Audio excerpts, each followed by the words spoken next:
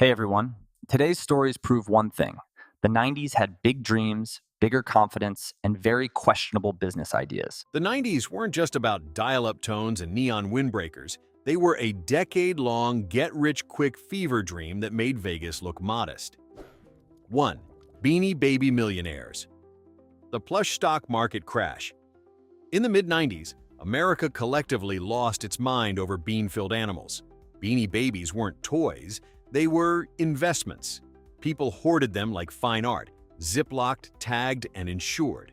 Collectors swore they'd retire on their Princess Diana bear profits. One couple even skipped their kids' college fund to fill a climate-controlled storage unit with stuffed animals that now sell for less than a cup of gas station coffee. The irony? Ty Warner, the guy who made them, did become a billionaire by selling hope stitched in polyester.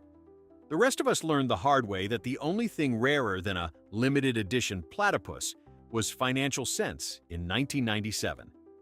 2. The psychic hotline empire. 1-900 dial your regrets. Nothing said easy money in the 90s like charging desperate strangers $3.99 a minute to talk to a woman named Madame Destiny. Psychic hotline infomercials ran nonstop. Crystal balls, fog machines, and Dionne Warwick promising enlightenment. Americans spent over $1 billion calling psychics who mostly predicted financial opportunities, which technically was true for the psychics. People mortgaged homes chasing numerology stock tips. The FCC finally stepped in after enough callers realized their future involved a phone bill longer than their horoscope. The hotlines collapsed, proving once again that when someone tells you they can see your future, it's because they already charged your credit card. 3. The ostrich farm gold rush, the feathered fortune that wasn't forget.com bubbles. America had an ostrich bubble. In the 90s, investors believed these 6-foot birds were the next oil boom. Breeders sold ostrich pairs for up to $80,000, claiming their meat was the beef of the future, and their leather would replace cowhide. Soon, backyards from Texas to Tennessee were full of terrified millionaires chasing birds they couldn't catch. Then the market crashed when someone realized Americans prefer their burgers without talons. Prices fell from $40,000 a bird to $300 frozen in a butcher's freezer. The ostrich bubble burst, leaving a nation of failed farmers and some very confused birds wondering why their retirement plans had evaporated. 4. The pet rock fortune. Selling nothing. Brilliantly. In the 90s, everyone wanted to think outside the box. Gary Dahl did exactly that, by literally putting a rock inside one. Originally a 1970s fad, the pet rock made a strange comeback in the early 90s as nostalgia met mall culture. Dolls sold smooth stones with breathing holes punched into the box, a tongue-in-cheek manual on feeding and training, and a price tag of $3.95 for something you could pick up in your driveway. He made millions again off the second wave of irony-loving Americans who thought they were in on the joke but were, in fact, the punchline. The brilliance? Zero overhead, no food, no vet bills, no barking. It was the perfect metaphor for the decade. Mass-marketed minimalism wrapped in sarcasm. The only thing lazier than owning a pet rock was not thinking of it first. 5. The Pepsi Harrier jet lawsuit. When ads go too literal. In 1996, Pepsi ran a commercial promising outrageous rewards for collecting Pepsi points. The final prize on the list? A U.S. military Harrier jet for 7 million points. Enter John Leonard, a business student who realized he could technically buy those points for $700,000. He did the math, raised the cash, and demanded his fighter jet. Pepsi laughed. John sued. The courtroom chaos that followed became legend, lawyers arguing whether a soda ad constituted a military contract. The judge ruled no sane person would expect a company to deliver a supersonic weapon for drinking cola, but Leonard still became a folk hero. He proved the American dream wasn't dead. It just needed a good lawyer, a bad commercial, and a dangerously literal sense of humor. 6. The dot-com pet parade. Virtual pets, real money before crypto apes, and NFT cats. There were the digital critters that launched 1,000 bankruptcies. The late 90s internet promised fortunes in pixels, from Neopets and Tamagotchis to entire virtual pet startups. Investors poured millions into websites where users fed imaginary hamsters or cleaned digital fish tanks. Some even tried to monetize happiness, charging subscription fees for pets that didn't exist. When the bubble burst in 2000, most sites vanished overnight, taking investors' money and millions of lonely cartoon gerbils with them. The moral? Even in cyberspace, you can't house-train greed. 7. The baseball card collapse, paper dreams and plastic binders. If the 80s had Wall Street, the 90s had card sleeves. Collectors treated baseball cards like stock portfolios, convinced every rookie photo was a retirement plan. Parents spent rent money chasing holographic rare editions and limited sets, while companies like Topps printed millions more behind the scenes. By 1994, supply drowned demand, and the market imploded. Card values plummeted faster than a rookie batting average. People who once bragged about their mint-condition Ken Griffey Jr. collections were now sitting on stacks of glossy cardboard worth less than the binder holding them.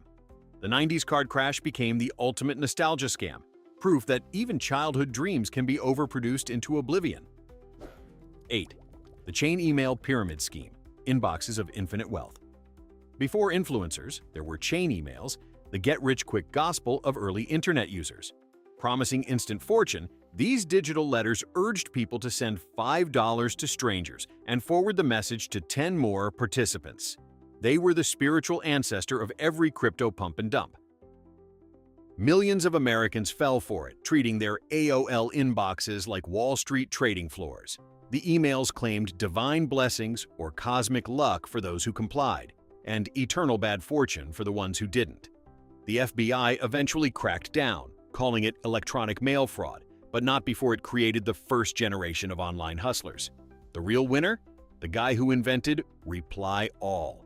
He made more chaos than any con artist could dream of. 9. The psychic stock market boom. Wall Street meets the Twilight Zone. Only in the 90s could Wall Street mix insider trading with tarot cards. During America's spiritual finance phase, psychics claimed they could predict market trends through vibrational intuition. Investors, desperate to outsmart each other, actually paid them for stock tips. One hotline in Florida called itself Astro Invest and promised to divine your financial future through planetary alignment for $4.99 a minute. Brokers would call mid-trade, asking if Mercury was in retrograde before buying IBM. It was pure madness, but for a few shining years, fortune-telling became a Fortune 500 side hustle. Eventually, most of these mystic markets crashed when people realized the only thing going up was their phone bill. Still, nothing captures 90s optimism better than believing your IRA depended on Jupiter's mood swings. 10. The lottery curse.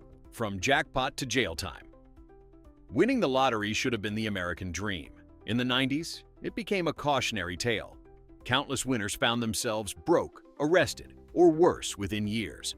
There was the Florida man who won $13 million and lost it all on Greyhound racing, or the New Jersey woman who blew $5 million on luxury cats and cosmetic surgery for them. Financial advisors called it sudden wealth syndrome, but it was really just turbocharged bad decisions. The 90s turned the lottery from fantasy to financial horror film. News anchors loved reporting it. Every millionaire turned bankrupt was living proof that money can't buy happiness, but it can rent chaos by the hour. If greed had a decade-long mascot, it was a lotto ticket with tear stains on it. 11. The Tamagotchi addiction, raising digital children, losing real sleep. By 1997, millions of Americans were carrying plastic eggs that beeped like needy toddlers. Tamagotchis, the virtual pets from Japan, became the decade's ultimate symbol of responsibility without reward. Owners skipped meetings, hid them under desks, even set alarms to feed their 8-bit blobs of pixels. Parents confiscated them, only to secretly check if they were still alive. Schools banned them after mass digital funerals caused emotional meltdowns in cafeterias. For many, it was their first introduction to anxiety management and the crushing inevitability of digital death. The craze ended when people realized they were paying $20 for an electronic guilt trip. But in a weird way, Tamagotchis predicted the future. Millions of adults now lose sleep keeping their phones alive instead. 12. The MLM beauty boom. Lipstick, lies, and living room pitches. Before influencers sold vitamins on Instagram, 90s moms were hosting living room opportunities for Avon, Mary Kay, and 1,000 short-lived clones.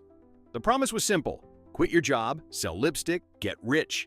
The reality? Garage shelves stacked with unsold glitter eyeshadow and motivational cassette tapes about manifesting your dreams. Some women built mini empires, most ended up with pink cars and pink slips. The multi-level marketing explosion preyed on suburban optimism, friendship as business, empowerment as inventory. By the end of the decade, entire neighborhoods had become sales networks powered by guilt and free samples. If your friend invited you for coffee in 1996, there was a 70% chance she was about to show you a catalog and ask about your income goals. 13. The psychic pets craze. Because Fido deserved financial advice. Too not content with human psychics, Americans in the 90s started calling animal communicators. For $50 an hour, you could talk to your cat about her feelings or ask your dog if he liked his new collar. One woman in California made 6 figures translating hamster dreams. Pet psychics appeared on talk shows, giving interviews where parrots confessed trauma from microwave noises. People bought it, literally. Some even asked their pets for stock tips, believing animals sensed energy shifts in the market. By the time skeptics caught on, the pet psychic industry had ballooned into a multi-million-dollar circus of candles, crystals, and cross-species confusion. Only in the 90s could someone earn a mansion by telling a goldfish he had boundary issues. 14. The work from Y2K fortune hunters, apocalypse for profit. The late 90s, Y2K panic was a gold rush for tech opportunists. Everyone believed the world's computers would crash at midnight, turning planes into lawn darts and ATMs into slot machines. Entrepreneurs sold Y2K survival kits with flashlights, spam, and floppy disks, because apparently, that's how you fix Armageddon. Programmers charged hundreds per hour to debug vending machines. Some people sold entire bunkers filled with canned beans to terrified suburbanites. When the clocks rolled over to January 1st, 2000, nothing happened, except for a few million smug IT consultants quietly pocketing their checks. The apocalypse may have fizzled, but it proved one thing: fear sells better than any stock ever could. 15. The backyard alpaca millionaires, the fluffiest financial collapse. Ever the 90s animal investment craze didn't end with ostriches. Enter alpacas, the supposed luxury livestock of the future. Promoters claimed their fleece would rival cashmere, their charm would melt hearts, and their offspring would make you rich. Farmers and suburban dreamers bought them for $20,000 apiece, turning pastures into petting zoos of optimism. Magazines ran features about the soft gold rush. Then the truth hit. No one actually wanted alpaca wool. The market collapsed overnight, leaving hundreds of investors broke and knee-deep in very judgmental livestock. The animals thrived, fat, happy, and oblivious, while their owners quietly learned that not every adorable business model has legs. Or in this case, 4. 16. The celebrity autograph bubble. Ink, ego, and economic delusion. In the 1990s, collecting celebrity autographs became a full-blown investment craze. People swore a signed napkin from Baywatch cast members would fund their retirement. Conventions popped up everywhere, hotel ballrooms packed with sweaty fans paying $50 for a signature that looked like a seismograph. Companies even sold autograph futures, promising that your Mel Gibson or O.J. Simpson memorabilia would appreciate faster than Apple stock. Spoiler, it didn't. When the internet arrived, everyone realized their rare signatures weren't rare at all, just mass-produced Sharpie chaos. eBay flooded with fake autographs, and the bubble popped harder than a collector's ego.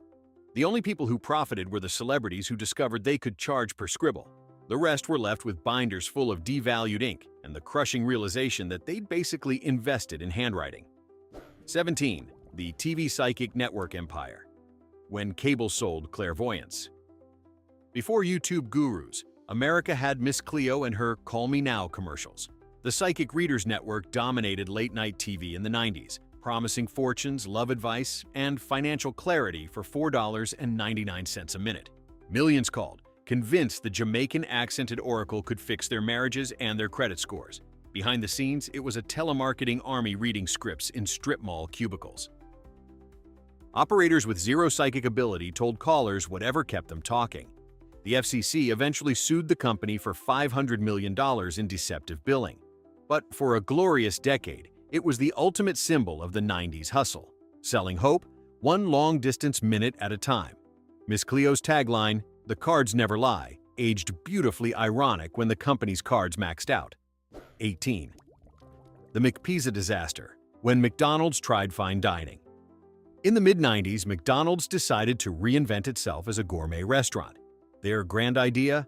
Pizza. It was supposed to lure in families for dinner, not just lunch.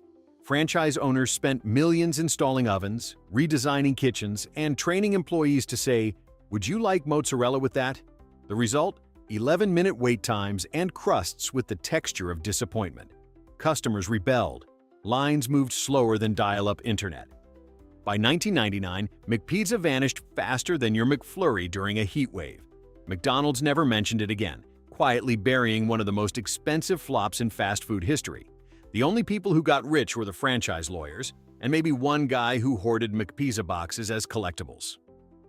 19. The Pokémon card frenzy, trading childhood for cash. The late 90s, Pokémon boom turned schoolyards into miniature stock exchanges. Kids carried binders like Wall Street brokers, arguing over Hula Chairs and supply-demand curves between recess bells. Parents stood in line at Toys R Us at 4 a.m., praying for booster packs.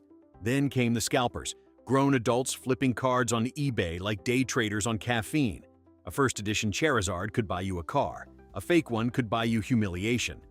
The crash came fast. Overproduction, counterfeits, and adult investors realizing they'd built a retirement fund out of cardboard dragons. Still, the craze proved timeless. By 2020, the same cards were worth more than ever. The 90s kids finally had the last laugh, assuming they hadn't glued theirs to a lunchbox. 20.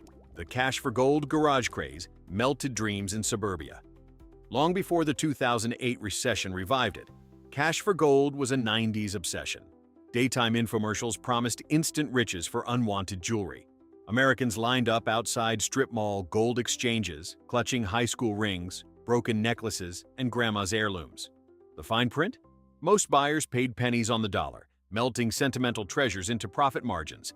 Neighborhoods hosted gold parties where friends sipped Chardonnay while pawning their heritage for $80 and a coupon.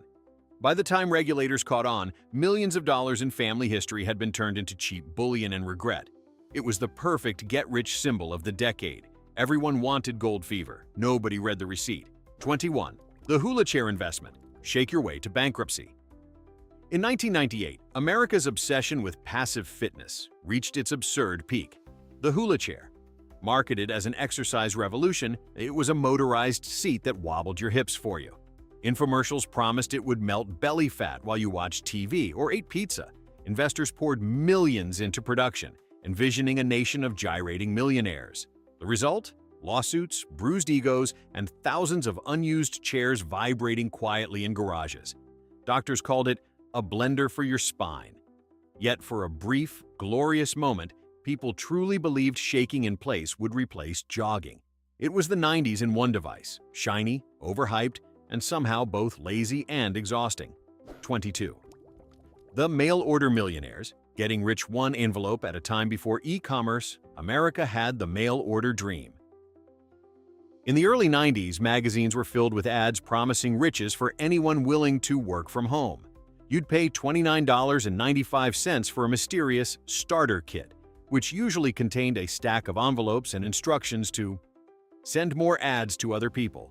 It was the pyramid scheme that couldn't even afford a pyramid. Housewives, retirees, and optimists filled living rooms with postage and hope, convinced they were one envelope away from freedom. The reality? Mountains of unsent mail and maxed-out credit cards. The few at the top made real money, mostly by selling more get-rich kits. It was the analog version of online scams today, just slower, stamp-powered, and somehow even sadder. The lesson? If you have to buy instructions to make money, you're already paying for the punchline. 23. The collectible plate economy. Grandma's porcelain retirement plan. If your grandmother ever whispered, "These plates will be worth something someday," she was part of a nationwide delusion. The Franklin Mint convinced millions of Americans that limited edition porcelain plates featuring Elvis, Princess Diana, or wolves under a full moon would appreciate like fine art. Collectors built entire investment walls out of them, everyone numbered, cataloged, and never eaten from. In the 90s, secondary markets boomed, with some sets selling for hundreds. Then reality hit.